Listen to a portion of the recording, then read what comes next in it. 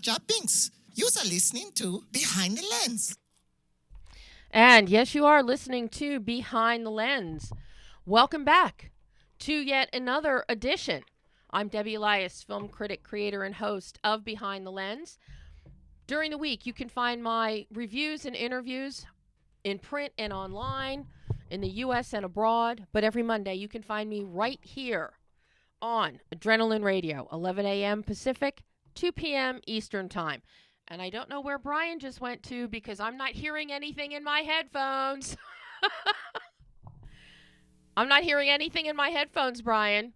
So we're having technical difficulties this morning, which need to get fixed within 3 minutes before our first guest. And, of course, we've got static on the feed to the camera. So Lydia is going to have fun when she does the edit. Nope, there's nothing. It's dead. Absolutely dead into my headphones. So while Brian tries to figure out what's going on, let me give you, we've got a great show for you today. Returning today, we have directors and producers David SALZBERG and Christian TUREAUD of Danger Close. They're going to be talking about that again. You will remember that they were here a few weeks ago when Danger Close had its theatrical debut. Pardon me if I'm getting a little distracted. Brian is like wandering everywhere. Oh, wait, whatever you just turned, now I have audio. Okay. Now I have audio. Isn't that nice? Lovely. Yay. It's always good when you're on radio and you have audio. As I was saying, David and Christian are back with us because tomorrow, May 16th, Danger Close is available on VOD and DVD. So they're going to be here with us again.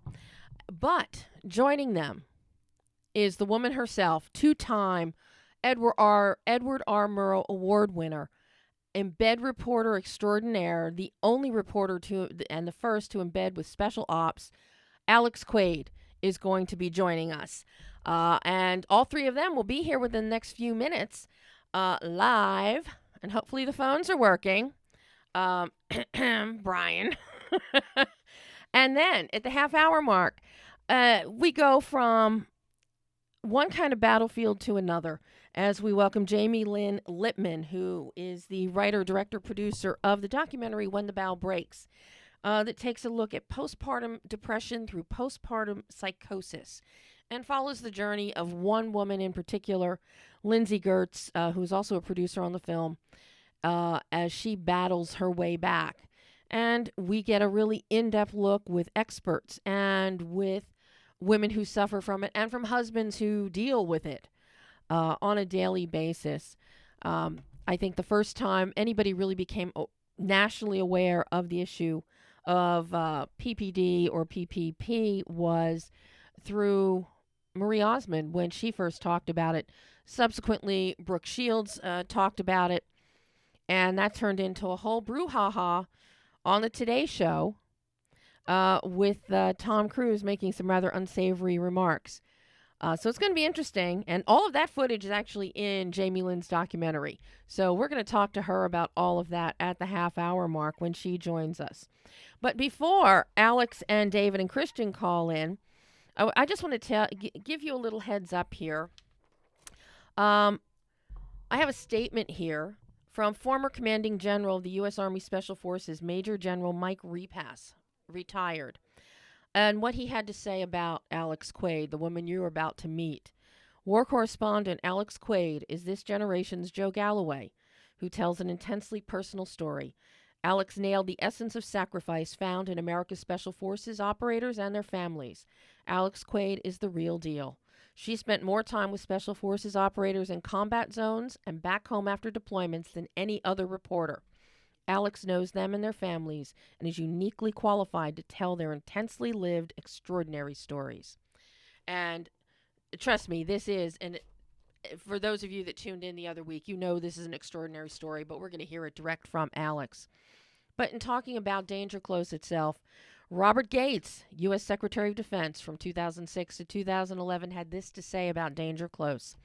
Danger Close is a gripping story of courage, loss, and love as we witness firsthand graphic portrayals of combat operations and a dedicated journalist's determination to bring closure to the family of a soldier killed in action. The courage of the troops in action and of the embedded journalist is evident, as is the deep sense of loss over an admired comrade. The story is a needed reminder of the many sacrifices of our men and women in Iraq and Afghanistan and the brave journalists who accompanied them into battle. And who do we have joining us, Brian? Who? Are you connecting me? Are you connecting me? Are they live? I don't hear you. Is Hey, Alex? Jamielyn, Oh. Hi, Jamielyn. Can you hear me? I can hear you, Alex. You know what? I can barely hear you. So let me do this. Let me call back into Brian real quick. Okay. And we'll reconnect because I can't hear you. Okay. So, Alex can't hear me or Brian. Okay. So, and now, which is this you, David or Christian? Is this you? David is on. Hi, how are you? I think Christian is on as well. Are you there too, Christian? Oh, I don't think so. We had Alex. Alex is calling back in because she couldn't hear. How are you doing, David? Doing great. How about yourself? I am thrilled. I am so thrilled to have you back and to have Alex joining us today to talk some more about Danger Close. We're thrilled to be back. Let me see if I can connect Christian in too. He's calling into me. Oh, he's calling into you, or he can call directly into us, whatever he wants to do. Yeah, let me see. Hello there. I'm back. Can you hear me now? I can hear you now. We're like a Verizon commercial. Yes, what used to be the fun Verizon commercials. And David is trying to get Christian. He is on with me. We are both on. Hey, Christian. Hi, Debbie. How are you? I am fine. Welcome back. Thank you for having us back. This is so much fun, and the boys, we got Alex with us this time. Hi, Alex. Hi, Alex. Hello there. I mean, Where are you? Where are you in the world, Alex? I'm on the East Coast. I just got done with Good Morning Texas. Oh, that's cool. Awesome. How'd that go? Well, it went great, but let's talk about Debbie's show. Well, no, we can talk about. Hey, look, you know me, Alex. I go with the flow. And this is such an important documentary.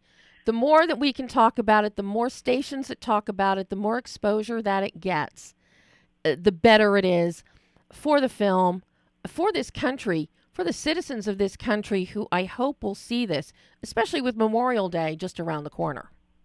Well, and also Armed Forces Day is coming up next week, but thank you so much also just for being such an advocate for it. I know that when you saw it, it just touched your heart, and I hope that when the rest of the American people get to see it when it's in DVDs and Walmart tomorrow, that it'll touch them too. Well, and as Alex knows, I have a great affinity for the military, in large part due to my grandfather who served in World War I with the Cav out of Fort Benning, Georgia, and then went into intelligence in the French area, and then came back to Benning and ran the brig for many years. And you've got stories, sister. And then my father was also stationed in Benning during the Korean War for a short time. He was in the Signal C unit and did the training films. He did the television training films. So well, this is definitely in your blood then. It really is. It really is. And I love that not just Danger Close, but the other films in the Heroes collection all just pay such, and it's not glorifying words, glorifying our men and women in arms. It's definitely telling the human stories within the combat zones, and I think that's something that everybody can relate to, even if they don't think that they are military buffs or things like that. These are human stories, and they reach out to everybody. They really do, and I know the boys and I talked about this the other week on air, and you and I have talked about this and emailed about it at length, Alex, about the importance of humanizing the situations and letting people get to meet some of these soldiers up close and personal. And I think that's something that you and David and Christian, you do so well. And Alex, there are no words for what you do once you get embedded with soldiers. Well, thank you. No, that's always been the mission, is to try to make sure that that the audience, that the viewer, even news audiences, that they don't just tune out whenever they see, somebody in a uniform because they think they've seen this all before, or they're going to get the same answers, or they're going to be seeing the same footage. And it's a chance to really answer questions for not only the American public, but also for, the troops, their families. Mm-hmm. What is the approach that David and Christian, that you take in putting together all of the footage that ALEX brings you from the field in order to create these, especially with Danger Close, which I think is a more human story and more focused on the before and after, with that story shift thanks to Alex's injury? Not that we wanted you to get injured, ALEX. Just to clarify, minor detail. Yeah, the thing that CNI, first of all, was so blessed and fortunate to work with amazing people like ALEX QUADE, war correspondent, journalists, like Mike and Carlos Becher, also superstars out in front, doing these stories about others. Mm-hmm. And even our dear friend Aaron Harrell, staff sergeant, who's still in, he's carrying the Camrys in the Ukraine, and he just wanted to honor his heroes. So we're very fortunate to meet these amazing people like ALEX. And then we have an unbelievable team. Christian and I work with Jason Murgaud and Eli Baldridge and Doug Newton and, our team, Jason Trueblood, and these kids, many of them who haven't served. Our thing is ordinary people in extraordinary circumstance and what unfolds. And since, these folks were intimately captured by ALEX in Danger Close, it's something where we're really able to capitalize on. And then, fortunately, we had the ability to reach out to a family that, ALEX had met on this journey that certainly was reluctant about it, just like all the soldiers and Marines in the other films. Everybody's reluctant till they realize the good making the film can do and be for others. Right, C? Absolutely. I mean, you hit it on the head. We have such a great team, Debbie, of people that are selfless, that have not served or been in a war zone, but it's their way to give back. We have editors, we have graphics people, we have music people, Mike Trella, the music that is really a key component to what we do. All the original music, it's original score. We don't license anything. It's just a really special group of people. Well, and to have all those people come on board, the first thing you have to have is the footage.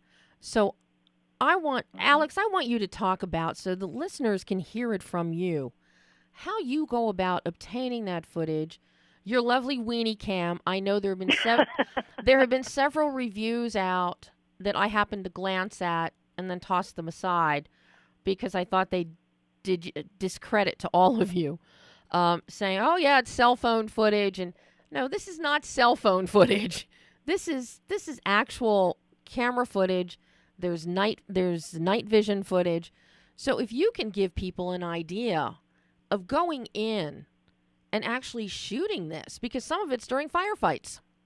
Oh, absolutely. And a great question. And I'm glad that your audience is interested in this, because my theory going overseas was that the audience, the viewer, they are going to be forgiving if the footage is real. It doesn't matter if it's not cinematic prettiness, if it's not like, oh, pan to the left and let's zoom in here and let's get this shot and make sure it's perfect.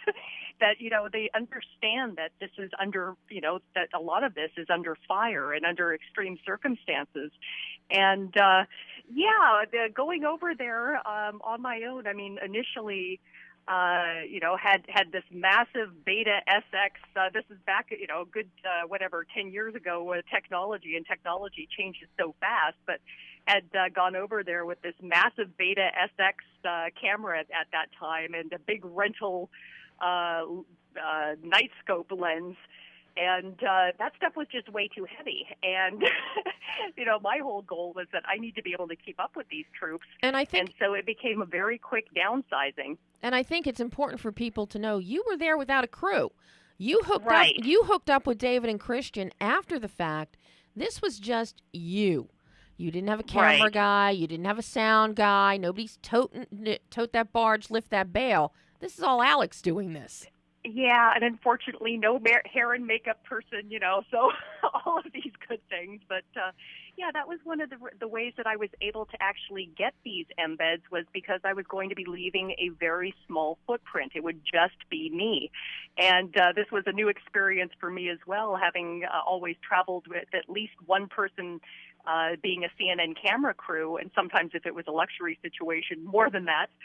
And it became very, very apparent that I would have to downsize just to be able to keep up with these troops and not hold them back and also not get killed. And so I then downsized to a Sony PD 150, which was fairly new at that time. It was with mini DV tapes. Mm-hmm. So we're still back in the age of tape, but it was a big downsize from this massive Beta SX.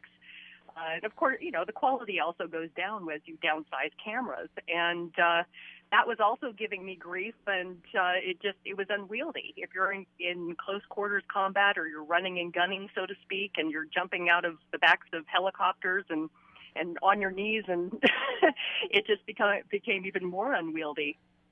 So I managed to buy a couple of these little, basically home video mini cameras I think I was popping through Landstuhl Medical Center and Ramstein Air Base, and I just figured, you know what?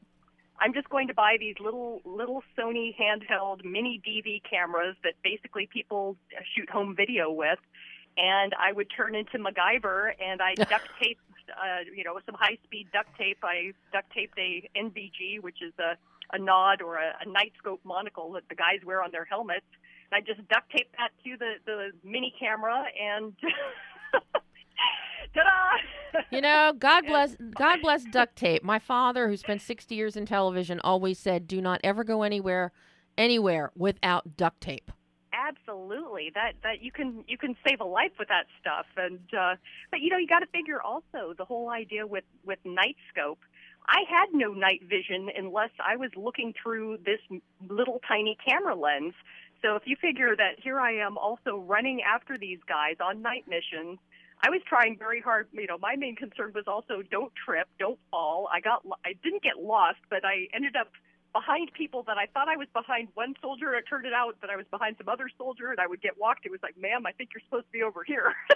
So, it was a learning experience. But I figure, to get back to your original question, that the audience, they will understand that if you're bringing them along for a ride, if you're bringing them along for the real deal, and telling them a great story, getting them involved, that you are there, that they're going to forgive that it's not necessarily pretty, that it doesn't look like, something out of a Steven Spielberg movie, and that it might not be the cinematic quality that they're used to.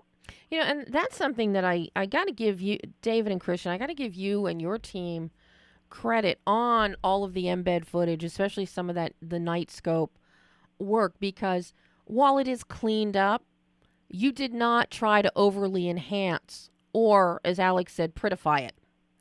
It's very raw, and we're very in the moment on a visceral level. Well, the other thing too is we were able to do some interviews that were post the events, and people had a chance, and I thought the guys did a really good job how they lit the interviews, both in the Massachusetts shoot and also in the shoot in Burbank. Alex and Wendy with their interviews did a fantastic job. The Pirelli family. What do you say to a family that's talking about their loved one's day that they're watching on camera, and have them comment on it and consider meeting, thank God for Alex, consider meeting you and the whole team a blessing? What do you say to that? Yeah, Thank you, right? And, try to do another one. If you help one family every time you show these films, you've done more than most films will ever do. Mm-hmm. And sometimes we leave events. Alex has been at so many events recently. She's been doing an incredible job, promoting the film, which is hard work. But when you leave an event, and Alex, maybe you could talk about just comments people have said to you recently, what you've heard. Well, I'm pleased that I think, did you read, was it Secretary of Defense Gates's comment or something on the air, right?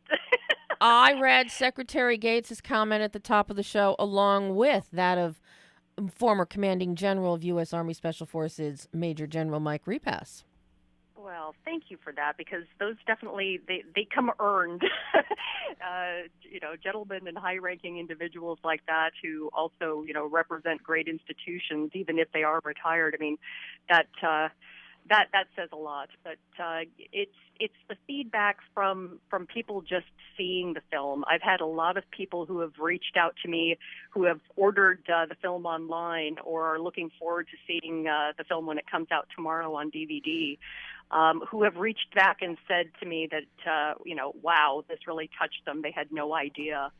And that, this is something that they hope that everybody sees. And, not to make it like a complete sales job, but it's that kind of thing that's why we do this. It's not about the money. At least for me, it's not about the money. It's about just trying to share these stories and to touch people and to let them know that there are individuals out there that are doing things on their behalf to try to keep all of us safe. Yeah, and I'm glad you mentioned, nobody's doing this for money. And clearly, David and Christian, you are businessmen. You have a production company, as do you, Alex. But I get the sense with the Heroes Collection, this is done out of a passion, out of dedication, and out of purpose. This is not a commercial venture by any stretch of the imagination. We're not going to see this with, Guardians of the Galaxy 63 million box office for its second weekend. Unfortunately not. And Alex is correct that the team was not motivated by the money in this deal, much like the soldiers or Marines don't, join or deploy because they're getting paid big bucks. It's interesting. Christian and I have been very fortunate to have a couple of legendary partners in our careers. Guys that had either won Oscars, in one case, owned the Golden Globes, and another guy had, there's only a few people that have had buildings built on lots for them. And guys like Barry Kemp, who was a showrunner on Newhart, and, Catch Me If You Can, Patch Adams, and guys like Peter Guber, chairman of Sony, won a Best Picture for Midnight Express and a few other films. Yeah. They would both say to us separately, if you do this long enough, making movies or telling stories, there'll be a time when a story presents itself to you where the story is way more important than the film. They would say it differently, but I'm going to quote one of them. You can pick who it is. Don't be a dumbass and fail to recognize it when it happens to you. It could actually have come from either Barry or Peter. Well, they're both legends, and they're both very different guys, and both, again, crafted stories. I got to tell you, Peter's thing, and Peter made some blockbuster movies, but Gorillas in the Mist, the Diane Fossey story. That's one of the most exquisite films. It films. was a very powerful movie, maybe saving a species. Yeah. And Barry's got the heart of a giant, and we still work with Barry. But we're just fortunate to have people like Alex that will go in harm's way by themselves on their own, with no support, and really, and the Mike Betchers of the world. They're just incredible people that exist today, and they're telling the stories of equally incredible people that normally you never see. Well, they'll never. The real deal people, Alex. Do the real deal people ever tell you what they do? Well, no. It's just we just have a understanding when we look in each other's eyes, which sounds kind of tacky or like a Hollywood moment, but. For instance, that's the connection that I have with the Medal of Honor recipients. It's like we just look in each other's eyes and get it. And there doesn't need to be any chest pounding. There doesn't need to be any resume reading. I actually don't ever, look up what people do because I just know that they have. So. Yeah. Alex has the honor of being a battle buddy, which in this community, very few people can have it. You'd have to be in a unit or be someone like Alex or Mike Betcher that literally is standing next to them as the bullets whiz by. And as I said before, God bless Alex and Mike and Carlos and the other reporters that are out there, and the handful of military filmmakers. We had the fortunate experience with two females that were on combat videographers on Citizen Soldier. One was wounded and kept filming. Where do you figure that out? She was like an E4 and kept filming. And and Alex making the decisions she has to make under fire. I mean, come on, it's just you don't get second takes either. That's the other thing. So we have to craft something from first takes only. Yeah, that's well. And that's something, with David bringing up about battle buddies, it's while there might be a trust that is earned downrange, if you come back and put together a story that they don't think is accurate or reflects them accurately, all of that goes out the window. You're only as good as your last work, which I know that Ms. Jamielyn, from your local news base too. I know. You're only good as your last live shot. It makes no difference how awesome you are. But that was something that was incredibly important to me on this project, was that we had to get it right and go through every single frame. And it wasn't that we're being cheerleaders or that we're doing something that is biased or in some way cheerleading specifically for the military. It's showing people in the light in which they were doing these actions and being accurate. And had we not done that, there would have been a viral backlash like nobody's business. To that point, I just want to say one thing, Debbie and Alex. You might not know this yet, but the opening night of the theatrical here in L.A., we had a really great full house. But one gentleman was there who came up and talked to me before. I didn't know who he was. I'd never seen him before, but he was a big, tough-looking guy. And he said that he was in Rob's unit. Wow. And his name was Rob, Alex, because you invited him. And he actually watched the movie. He was very emotional with his wife. After the movie, we did a Q&A. He stood up and he said, "My name's Rob. I was in this unit. I was there the day Rob was killed. I'm the person that actually called the medic." And he said, "Everything you see in here is real. It's the real deal. I can't thank Alex enough for doing what she said she would do for this family." And he stood up and talked to the crowd for about 5 minutes, and it was so powerful. So, Alex, it's important for you to know that, because we haven't even talked since then. Right. That was, I put the word out to the guys to, try to make it if they're in towns where it was showing. And, and I know exactly who you're talking about, because he had given me hell when I met him, and it was like, I'm not going to talk to no damn reporter. Pardon me, I just cussed, but, that's what has been so important, and so, about having this responsibility to get it right and to do justice to their stories, not about kissing up or giving some sugar-coated story, but about doing it right. And, because Rob circled back to me on that one, and he was like, "Okay, Quade, you're cool." And that's like the highest compliment you can get from anyone in arms. Yeah, it's how about there's the mother, no flowery, no big compliments, mother not leaving the house for 9 years. Yeah. The mother, the kids. We're down in Tampa at the event.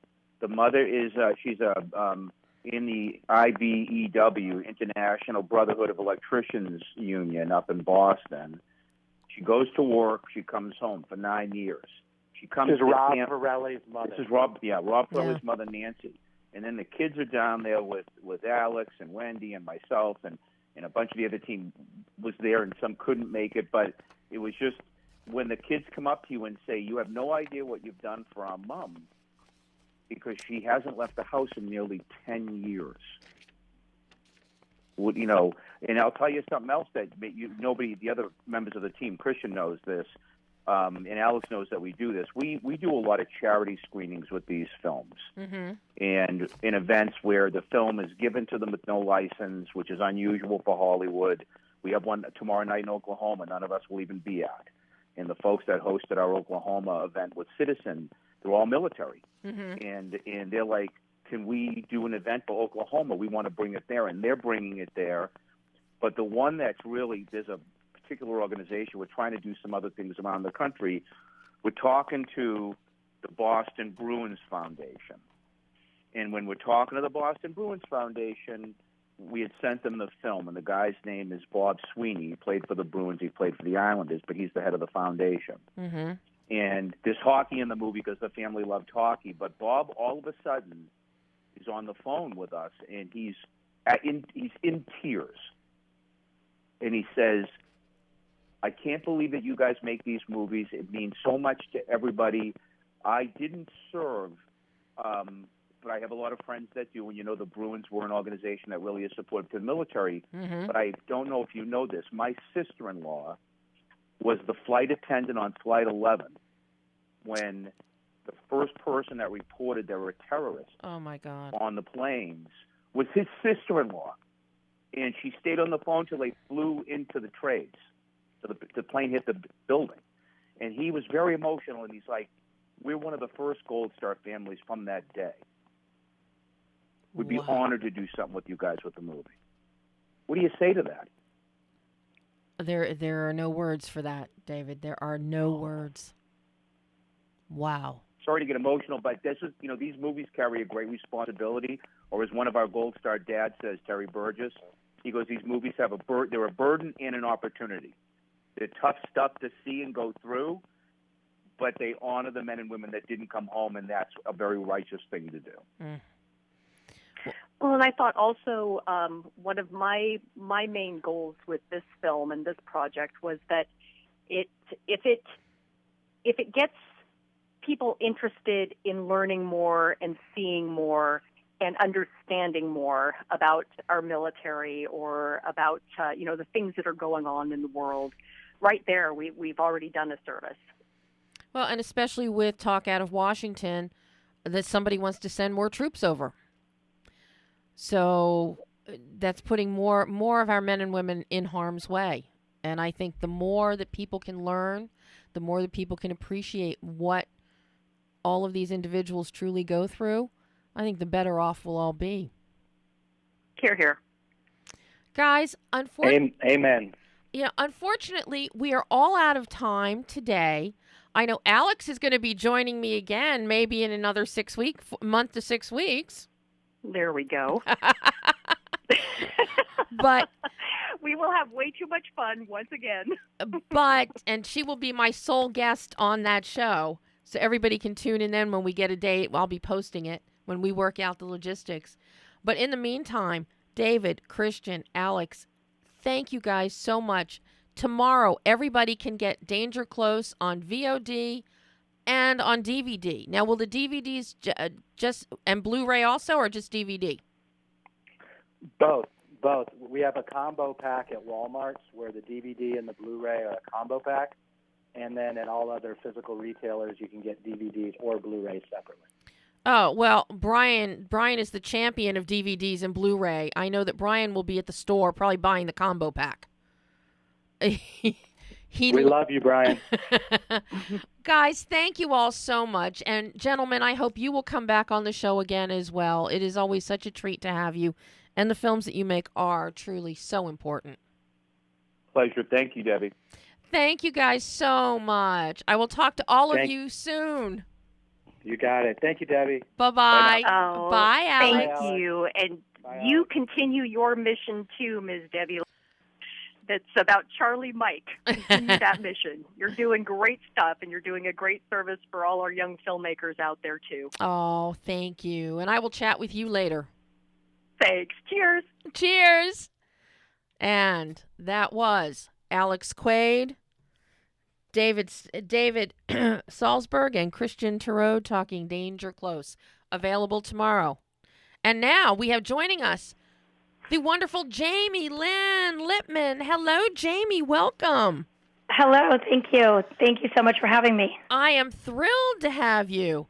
Wow, we just go from this very emotional telling. I don't know if you were listening to our last guest talking about Danger Close, the documentary based out of Iraq and Afghanistan, and focusing on a soldier and a journey to bring peace to his family. I just caught the tail end. I look forward to listening to it. Whoa! I mean, and to close, to have David Salt, the producers and directors, tell the story about Bob Sweeney, the former owner of the Bruins, Boston Bruins, talk about his sister-in-law being the flight attendant who called in terrorists the day of 9/11. Wow. She was on the flight and stayed on the phone until the plane crashed in the building, into the World Trade Center. Wow. Unbelievable. And now you got to follow that. Okay, I'm ready. But when the bow breaks, this also is a very important documentary. And what I find very striking in watching the documentary about postpartum depression through postpartum psychosis in the various stages, what we learn is that a lot of the treatment is very similar to how soldiers get treated for PTSD. Mm-hmm. Absolutely. I found that very striking.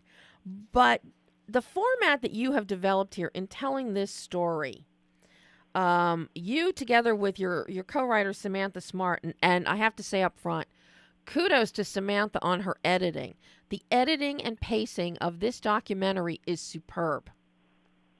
Well, she is brilliant, and we went through probably 40 cuts of the film, and she's working on my new one now, and she's just an unbelievable gem that I found, and I'm so thankful to work with. I mean, and you impart so much information, but you find this balance of humanity with the information, so you never nobody's going into overload.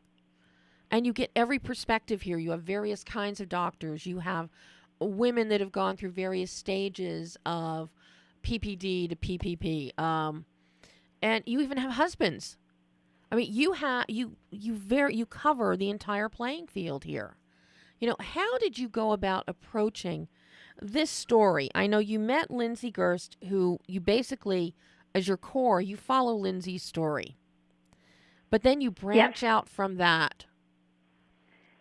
Well, to make a long story short, about 7 years ago, oh gosh, that's been that long, I was making a documentary about actors, and I met this actress, Tanya Newbold, and we got to talking. I had just had a new daughter.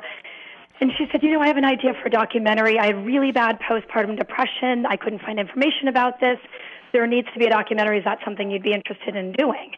And I didn't know much about it. I didn't experience it. And when I looked at the shocking numbers of how many women it was affecting, and nobody's talking about this, as a mom, I said, I got to look into this a little deeper. So I posted an ad just to see what would happen. And in 24 hours, I had 100 women write to me saying they wanted to be in the film to share their stories. Wow. And it really broke every stereotype. And I looked at this and I said, oh, my goodness, this is a huge public health issue that's not even being addressed. It's not even being treated as a mental illness. And so approaching the film, it was one of those things that was a little engine that could. We never had any money, but knew there was a need for this story to be told. And once we set forward to do this, everybody in the community, in the postpartum depression community, basically said yes and came forward and helped us. And I knew for me it was really important. I'm not, a cause filmmaker. This isn't my cause. And I knew in order to give this the reach that it needs, but also do the responsibility to the community and to the women in the film, we really needed to cover everything, every form of it, so everybody out there could relate to somebody. Mm-hmm. And I mean, you cover that absolutely beautifully. I mean, you go from, I'm looking for her. I have 11 pages of notes I made watching the film. I just want you to know that. Because I'm going scene by scene, frame by frame, and it was just so amazing. Diana Lynn Barnes. Thank you. Diana Lynn Barnes is absolutely outstanding with the psychotherapist, with the information that she imparts. But then you take from her and with women so that we can actually hear the women who are suffering from what Dr. Barnes is describing. And then later on you bring in David Bressler, acupuncturist and psychologist. You've also got Lindsay's OBGYN, Brian Fenmore. But I love David. What I love is he also talks about the need for nutritional support and explains all of that because a lot of people forget about that. Mm-hmm. Absolutely. So you provide all of this. So how do you take all of these interviews? Obviously, you didn't have all of them planned out from the beginning because something tells me with this, you'd be talking to one person and get a name or have to go research that. Is that kind of how this was progressing? Yeah, I mean, a lot of this was leveraged. So Lindsay had found that there was going to be, when we first started forward with this, there was going to be a mental health conference in Sacramento. And basically every person from this community, this industry would be there. And I thought, oh, goodness, we got to be there, but we have no money. And so I called the woman who was putting the whole thing on, and I said, here's the deal. I will shoot your entire conference and give you all the footage if I could use the footage in my film. And she said, absolutely, and gave us a booth and passes. And that really started, kind of kicked everything off, because we met so many people at that conference and were able to interview them there, interview them, after the conference. So that was a big part of it. And then a lot of it was like, somebody knowing somebody and mentioning a name. And, Lindsay, with the celebrities we got on board, she really she would know of somebody like Artie Sakara, the celebrity chef, and she would find someone that knew her and reach out to her. So it was a lot of different ways we got the people in the film. How do you go about developing the story? Because you have so many different interviews, so many different experiences. How do you then, as a director, craft it into a cogent story that people can readily follow along with and resonate with? Well, I think for me the most important thing was I knew that to get the reach that we were able to get, we've Gravitas distributed the film. I knew in order to get that kind of attention, we couldn't just have a bunch of talking heads. We needed someone to follow and someone to care about and see their journey, and that was Lindsay. And meeting her, early on, and when I came back around to her years later, and she, asked her to come on actually first as a producer, and she was still suffering. I asked her what she thought about, sharing this recovery process with the world, and she was on board, to help other women. And I think she was the through line. So it was about always keeping it consistent to her story and the people in her life, and to show if she can recover from this, and then weaving in everything from baby blues and psychosis, and then every sort of treatment option, and then a little bit of, the making of the film, the kind of behind the scenes of how these things unfolded, because a lot in documentaries happens as you're making it, and that's always something that I've really liked seeing in films, and something I impart on all of mine, is giving you that kind of peek around the corner. Mm-hmm. So how did you go about, because I am sure you probably have more interviews and more footage than you knew what to do with. So how do you distill it down into a manageable... everyone that was interviewed is in the film. And I think it was, just working with Sammy and really going round through round through round. And when you have this, massive rough cut, just figuring out what's the most important and to make sure you're not leaving anything out. Mm-hmm. So you didn't edit as you were going. You accumulated everything first and then did a massive purge, so to speak? Yes. The film was completely finished, and then we went into post-production. Oh, my God. How many hours of footage did you have at that point? I think we had with this one about 50. Now I'm even more impressed with what Samantha did. Well, my new one, I have 80, so she's got her hands full right now. What are you doing to her? What are you really making her earn her paycheck? Boy, oh my God! Oh, Jamielyn. I'm curious with all of the interviews that we're doing, and you get Brooke Shields to narrate, which I think was a coup, and it was a brilliant move, given her book that she's had out and how vocal that she has been, and especially the lovely Today Show debacle involving Tom Cruise, which of course you include, and rightfully so. It needed to be there. Was it hard to get Brooke to narrate this? Something tells me no. Well, this is how it happened. So Tanya, who is in the film, and she's also a producer on it, from the beginning, she said that was her goal, is to get her to narrate this. And when she read Brooke's book, that's what spoke to her, and she said, this is what I have, and was able to move forward because of that book and get help. And so it turned out that Tanya's neighbor is Amy Brenneman, who's good friends with Brooke. So we were able to send through her the trailer and then send her the film. And then she said that she was interested, and we got on the phone with her agent, and she agreed to come on and narrate it and executive produce it, and that just completely put this film on a completely other level. Mm-hmm. How does that make you feel as a filmmaker when you get somebody the level of Brooke Shields to come on board, and not just narrate, but come on as as an executive producer? Did that help? It's extremely validating, and it was just such a this film is completely a labor of love. We never had any money from the beginning, and it was just a lot of hard work and a lot of not giving it up and just seeing it to the end. And so to have an almost finished film and send it to her, and her kind of put her stamp on approval and say that she would come on, it really, really meant a lot. Now with everybody that, especially the women that you interviewed, did any of them have any trepidation at all about being on camera, or did they see any of the interview footage and then ask that certain things be cut out? Because I know so often that can happen with documentaries where people, it's like they have trepidation to begin with, and then afterwards, maybe buyer's remorse on certain things they said. Did you encounter any of that? Unfortunately, we didn't. I have a thing, I don't let people see rough cuts, and you have to really, when you come onto a project of mine, you're really trusting me. And I earn the trust, and I think that, people know my intentions, and my integrity is really strong. And the most important thing is when you watch the film and you're in it, I want you to be happy and thankful and not, regretful. But I think it was just, my style is just very conversational and interviewing. And I think a lot of these women, even some who were maybe a little shy to do this, they said yes because they wanted to help other women. Mm-hmm. Did you find that surprising, the amount of women who wanted to be involved with this? Yeah, I mean, it really quite blew me away. But then as a mom, I thought, well, this is why I took it on. I didn't even have postpartum depression, and I took it on to help other mothers. Mm-hmm.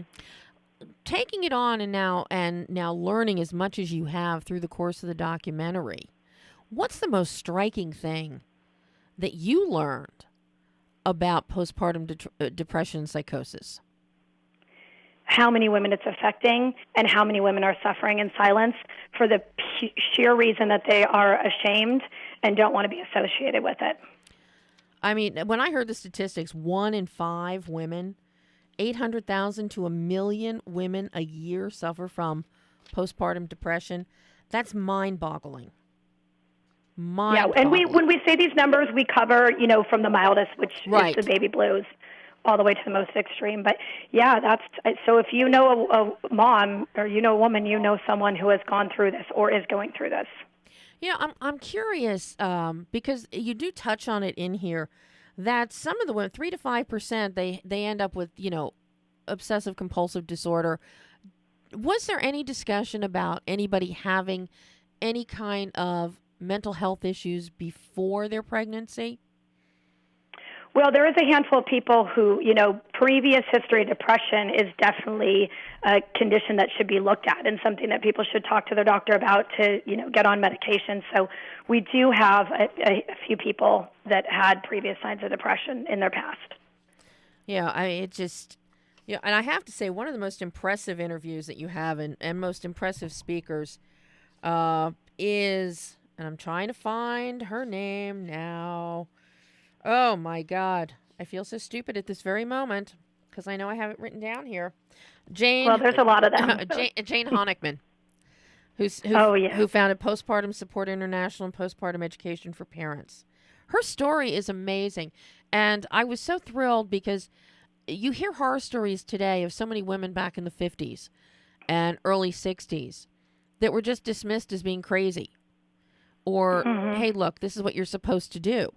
But now Jane Honickman comes out of that generation, and she has done something very proactive. And to hear her tell stories of her past and the times then, it's a very sad reflection that we still pretty much have the same mentality on a culture as the whole here in the United States. Yeah, absolutely.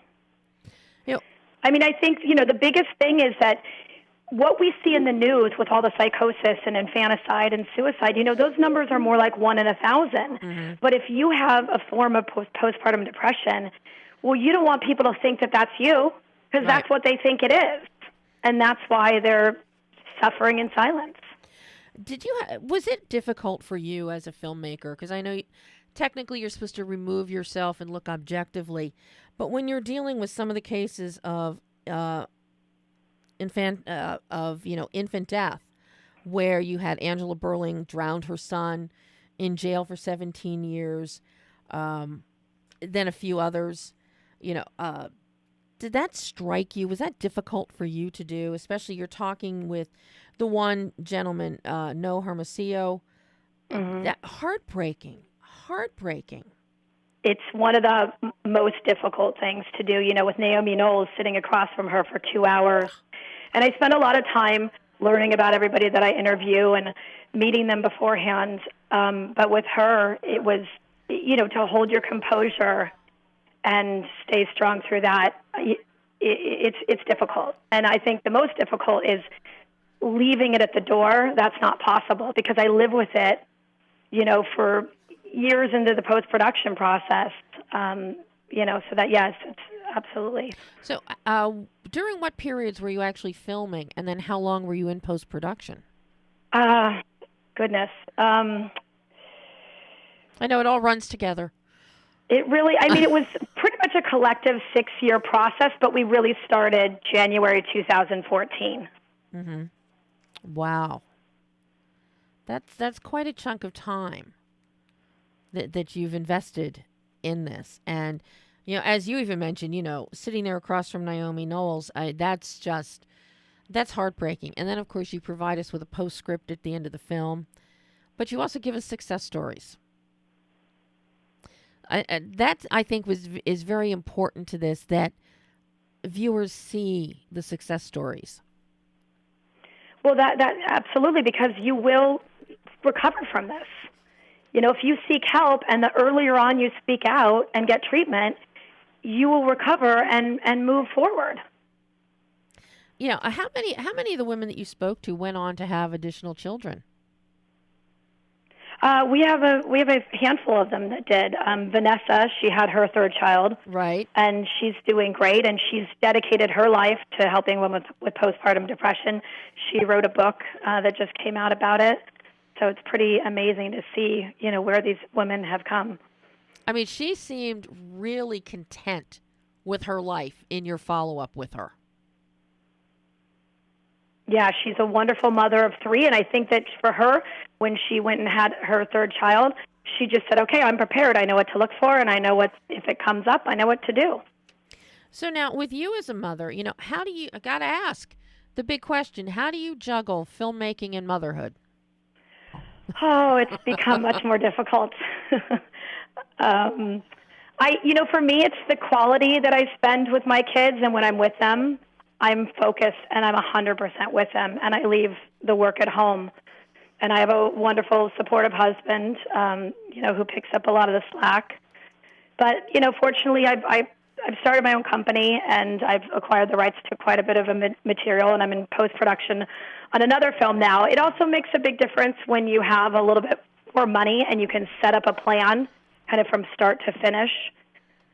So it doesn't consume so many years of your life. Well, but, it's just a balancing act. For a lot of the first-time filmmakers that I know we have in the audience that listen regularly to the show, how does it feel when you actually do have a little bit of money to make a film with?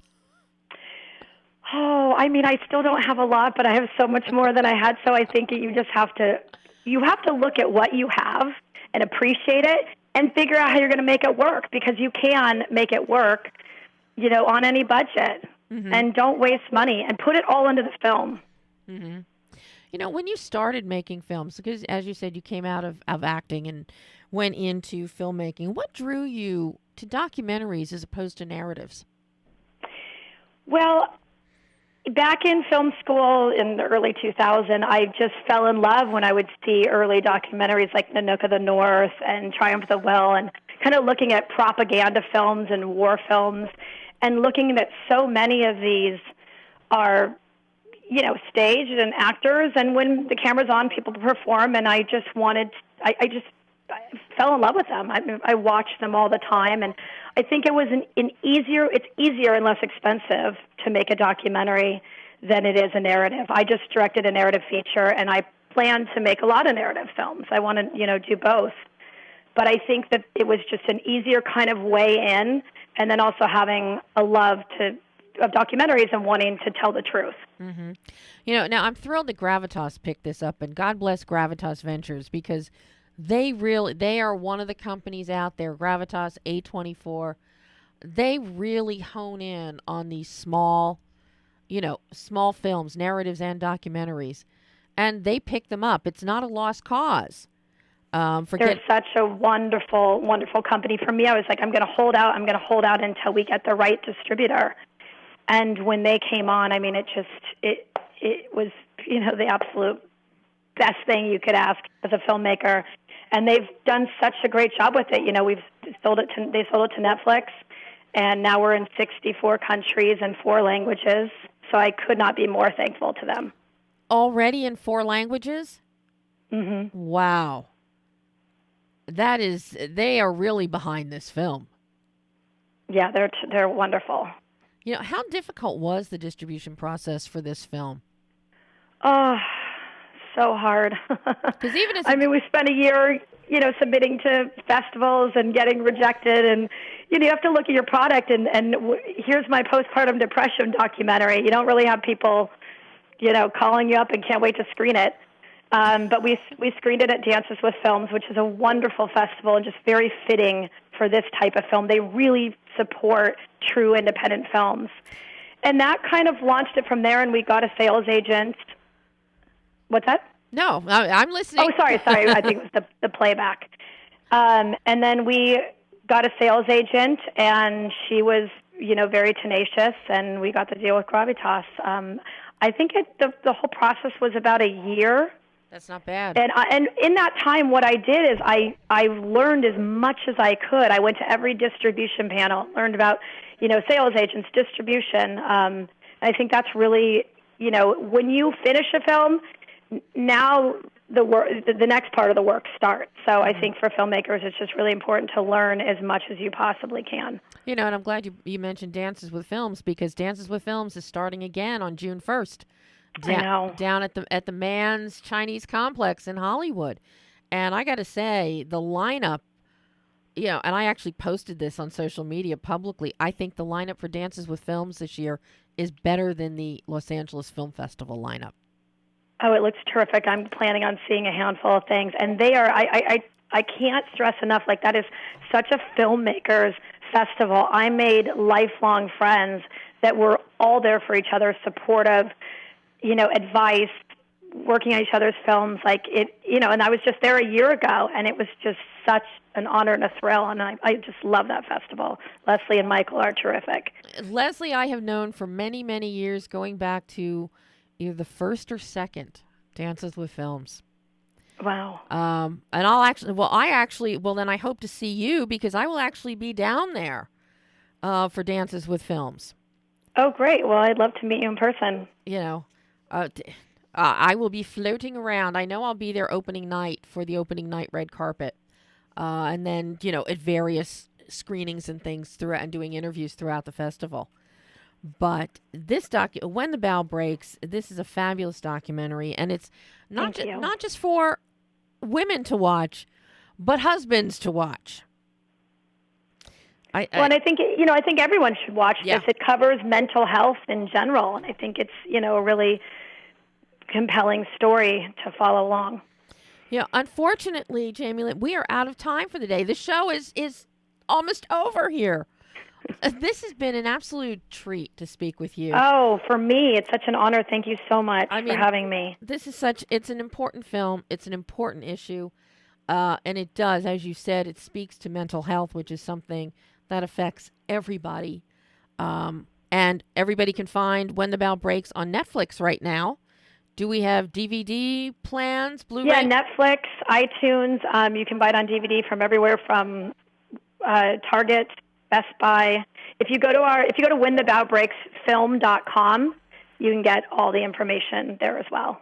Fabulous. Well, I look forward to seeing you in a couple weeks at Dances with Films. And in the meantime, when the bell breaks, people, you can watch it. You can see it everywhere.